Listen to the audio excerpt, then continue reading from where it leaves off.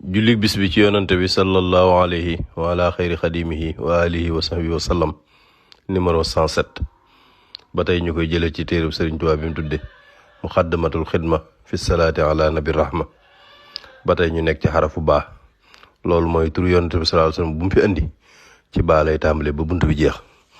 allahuma yow buur bi salli yàlla nga julli xalaa sayidnaa ci sunu sang wa mawlaana ak sunu kilifa wa wasilat naa ak sunu kerkeraan ëllëg jëm ci yow. kerkeraan mooy fi ngay jaare ba àgg ci dara, kon mooy sunu sëriñ bi ñu jaare ba àgsi ci yow.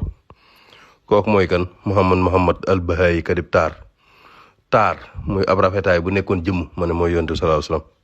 wasalam te yàlla nga sëlmal ale ci moom wa ala ali ak ci waa kër ma bi ak sahabaam. waxi nit yàlla nga ma fegal fi daarin ci ñaari kër yi bi jeey ci darajaam jumlatal aswaay mboolem bon bon yi lépp luy bon bon rek yàlla nga ma ko fegal àdduna ak àllaaxira ci barke yonent sallallahu alayhi wasallam.